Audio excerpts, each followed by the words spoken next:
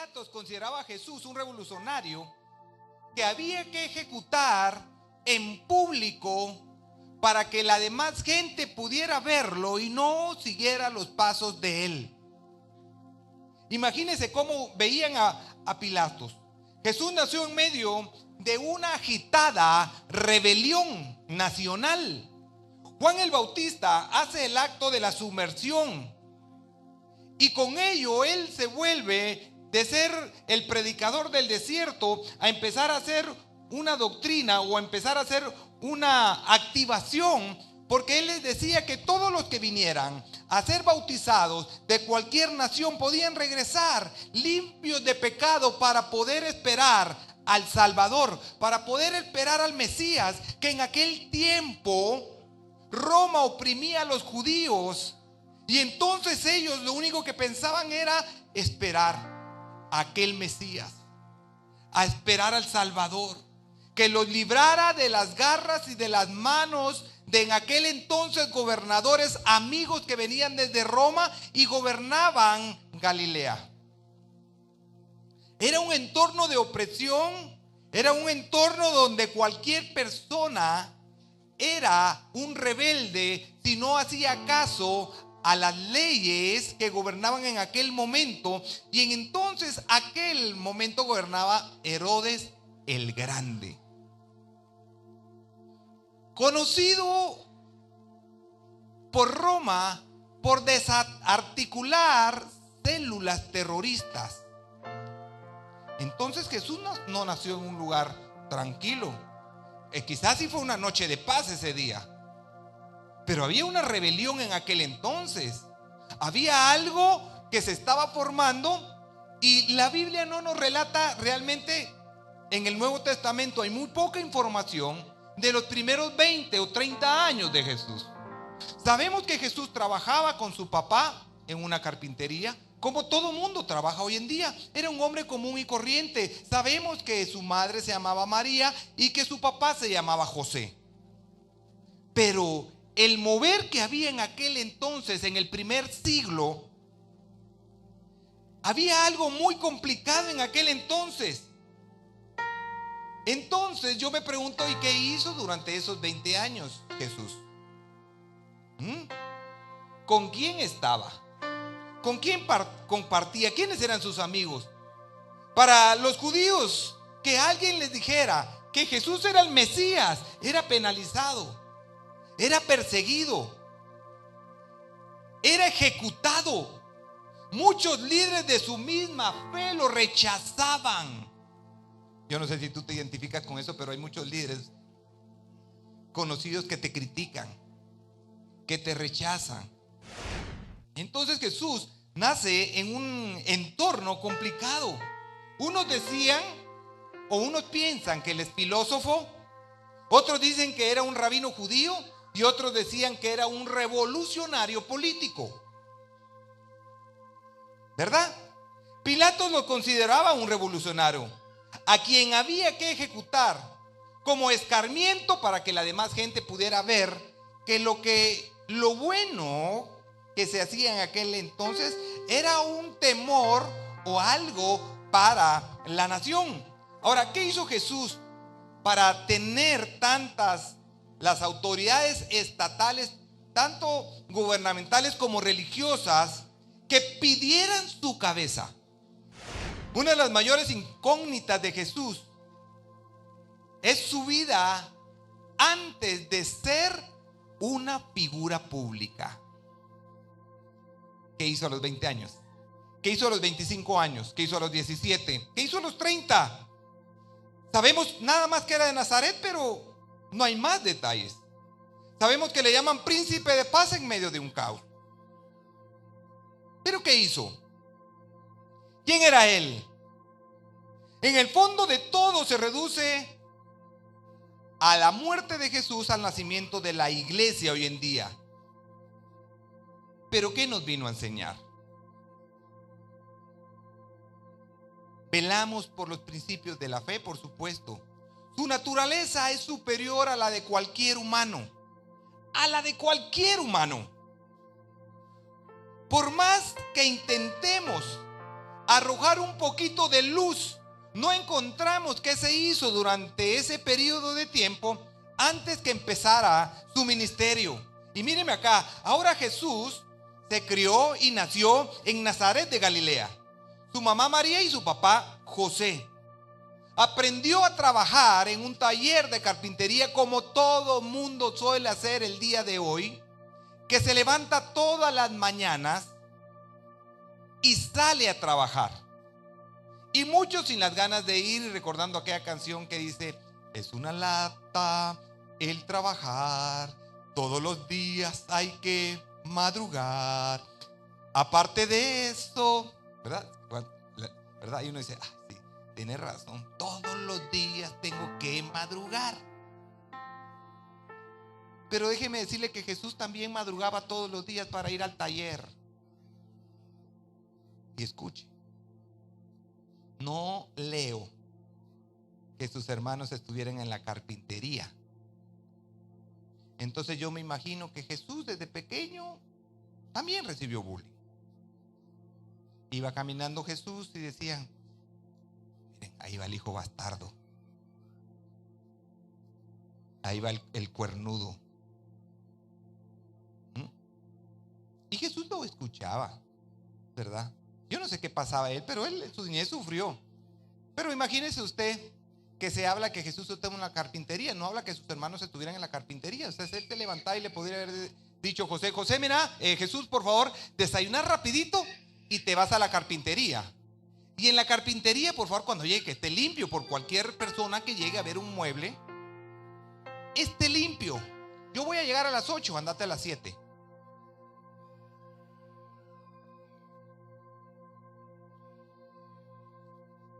Los ángeles, viendo a Jesús y viendo a Dios, diciendo: seguro que quieres que Jesús esté en el taller de carpintería. Pero si fue el que hizo las montañas, los cielos, los mares, y mira, la pata le quedó mal de la silla. ¿Estás seguro que lo quieres tener ahí en una carpintería? Ahí nació Jesús, ahí estuvo Él. Pero la época y el lugar donde vivió Jesús fue todo menos algo normal. Todo era normal. Judea del siglo I estaba en opresión por el Imperio Romano y sus reyes locales. Así que Jesús nace en un momento de agitación política. Nace en un momento donde había mucho malestar con los judíos y por los gobernantes romanos. Roma gobernaba la patria de los judíos, con el gobernante y amigos llamado Herodes el Grande. Herodes el Grande era el que tenía a cargo de gobernar el sitio de Galilea. Así que cuando murió gobernador Herodes el Grande, entonces estalla una rebelión y empieza a darse y a moverse algo político. Y entonces empieza una rebelión y hay un lugar que se llama Séforis, que queda a 7 kilómetros de Galilea. Séforis se levanta en contra de los romanos. Escuche, a 7 kilómetros vivía Jesús. Y entonces se levantan estos judíos en contra de Roma. Y entonces estos gobernadores vienen, asesinan a los hombres, violan a las mujeres y esclavizan a los niños. Dígame usted, ¿en dónde nació Jesús? Era todo menos normal. Y si se levantaba alguien en contra del gobierno, era una amenaza. En aquel entonces le cortan la cabeza a Juan el Bautista, porque se convirtió en una amenaza política para el gobierno de Roma. Entonces Jesús escucha que mataron a Juan el Bautista, que todos sabemos que era su primo. La palabra dice que él se aísla y va a orar. Y empieza de cero una revolución para empezar a traer paz a aquellos judíos. Y ahora lo vamos a contextualizar. Lucas 2:1 dice así: aconteció en aquellos días que se promulgó un edicto de parte de Augusto César, que todo el mundo fuera empadronado. ¿Cuántos han escuchado del sueño americano? El sueño americano era: yo quiero ir a Norteamérica a trabajar.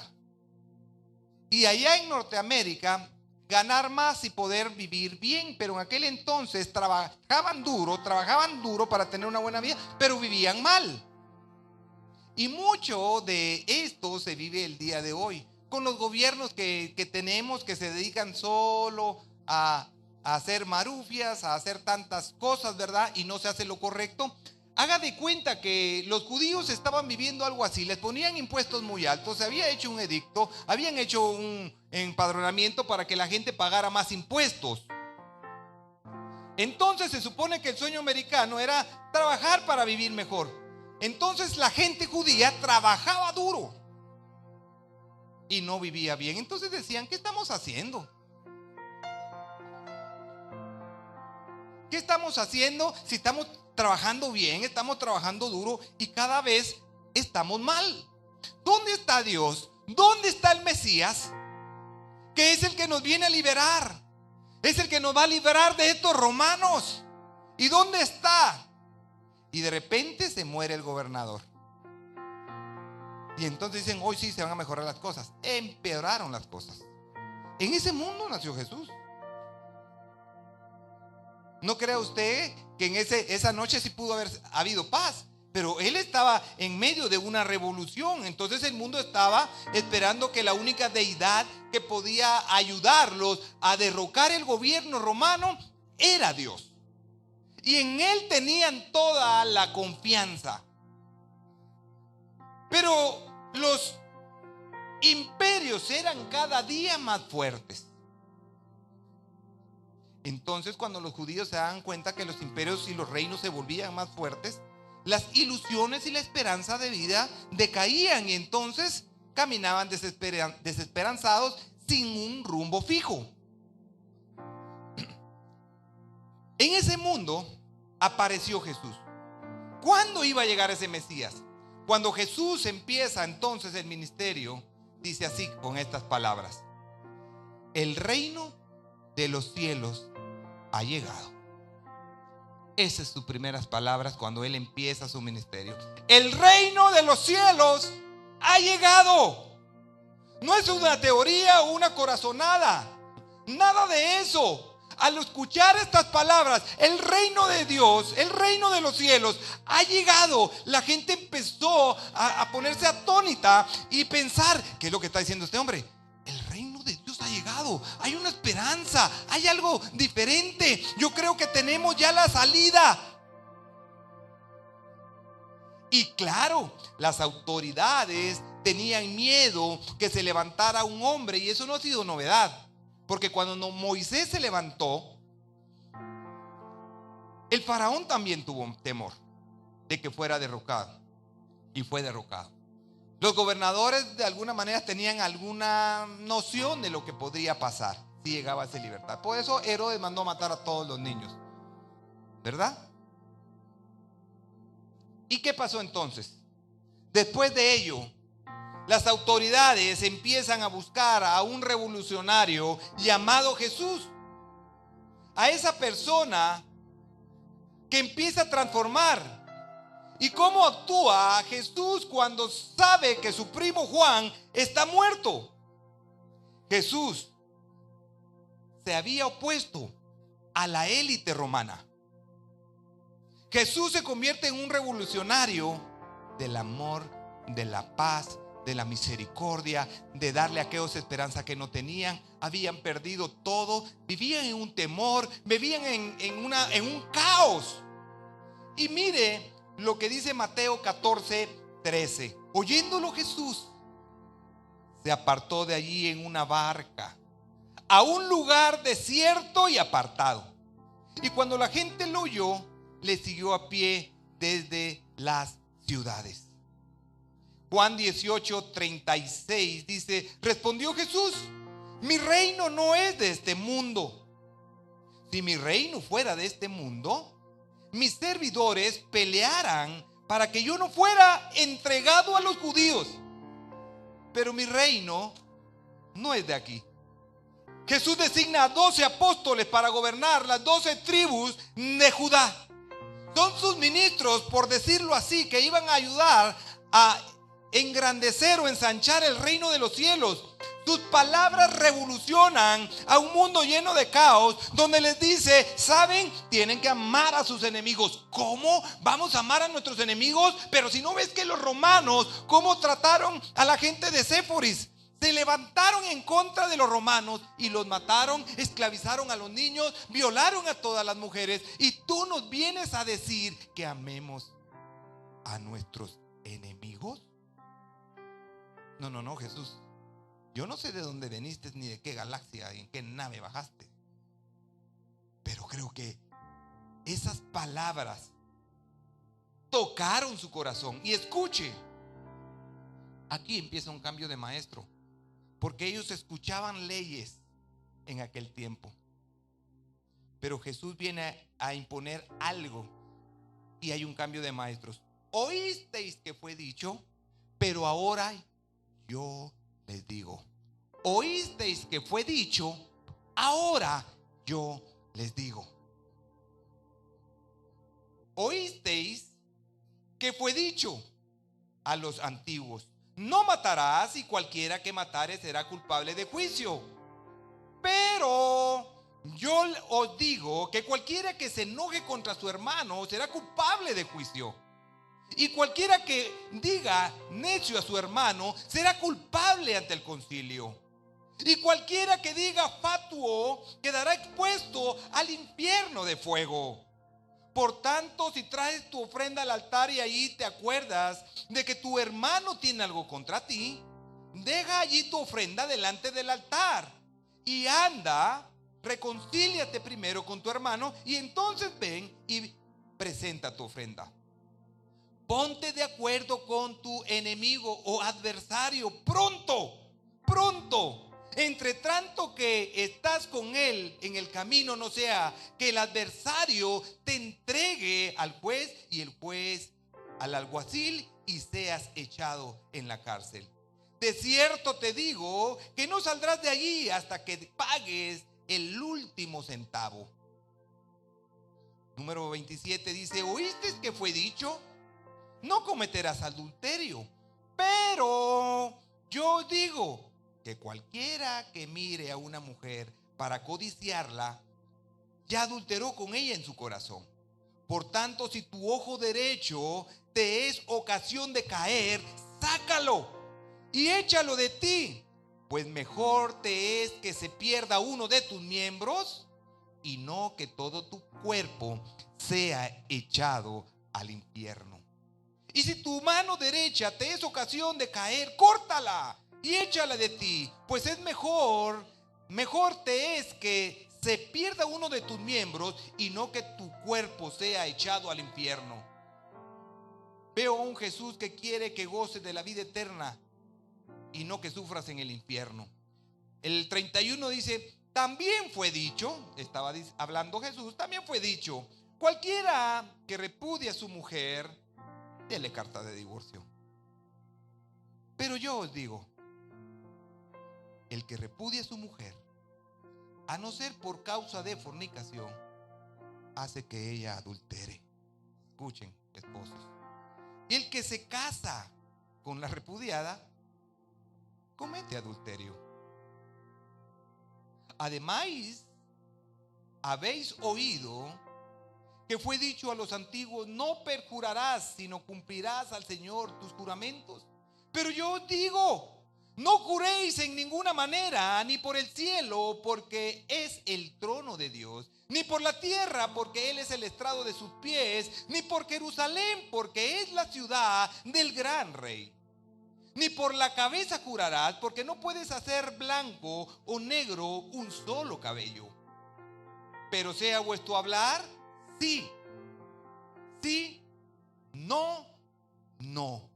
Porque lo que es más de esto, de mal procede. Oísteis que fue dicho ojo por ojo y diente por diente. Pero yo os digo, no resistáis al que es malo. Antes, a cualquiera que te hiera en la mejilla derecha, vuélvele también la otra. Y al que quiera ponerte a pleito y quitarte la túnica, déjale también la capa. Y a cualquiera que te obligue a llevar carga por una milla, ve con él 2. Al que te pida, dale. Y al que quiera tomar de ti prestado, no se lo rehuses. También oísteis que fue dicho: amarás a tu prójimo y aborrecerás a tu enemigo. Pero yo os digo: amad a vuestros enemigos, bendecid a los que os maldicen, haced bien a los que os aborrecen, y orad por los que os ultrajan y os persiguen, para que seáis hijos de vuestro Padre que está en los cielos, que hace salir su sol sobre malos y buenos, y que hace llover sobre justos e injustos.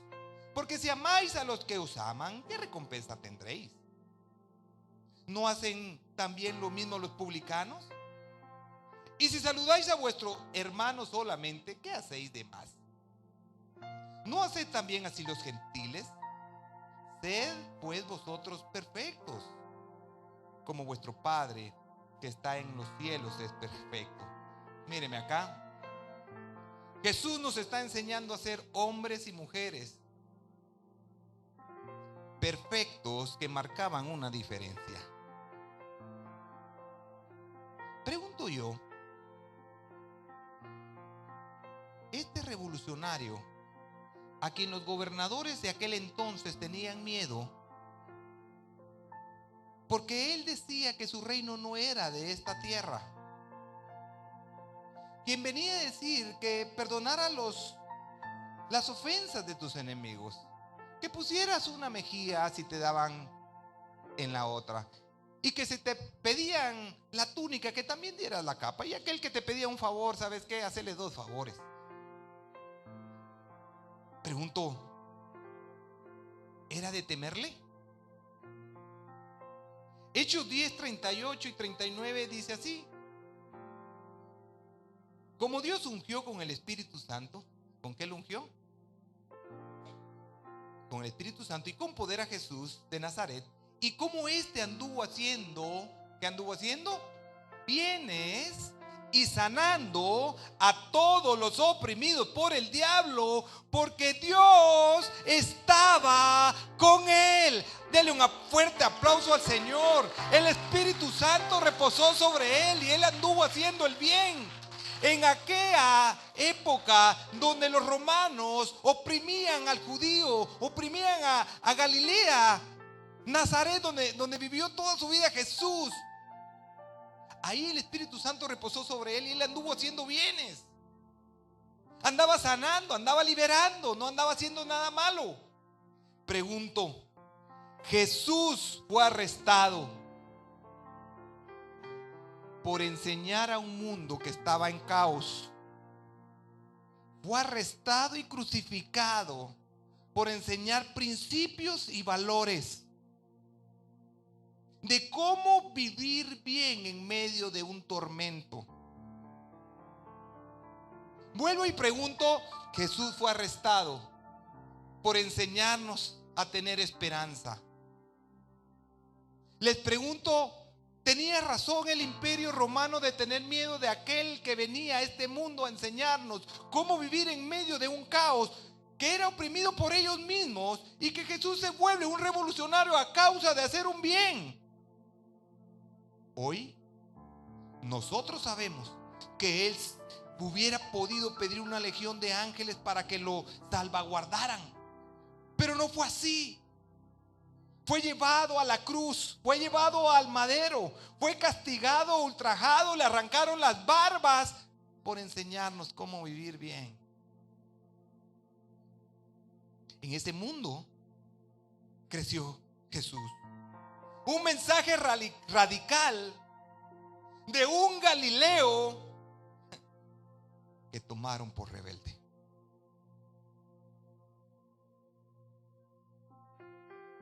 El revolucionario más grande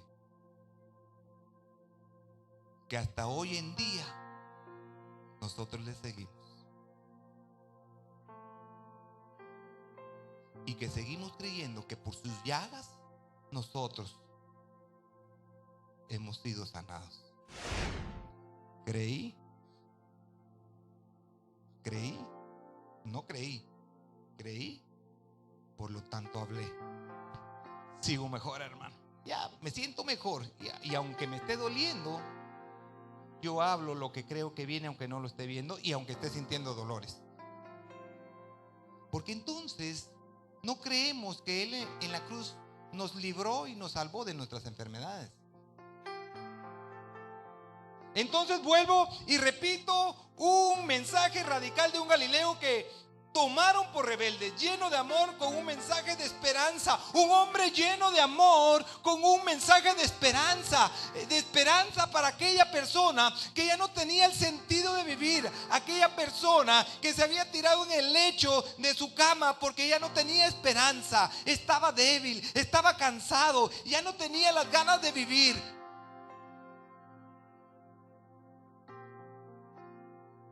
Un Galileo lleno de amor que nos trae esperanza. La esperanza de una vida eterna, la esperanza de que mientras estemos caminando en este mundo, en este planeta, en este país donde dejamos tirado nuestro ombligo, yo creo que Guatemala está llena de oportunidades.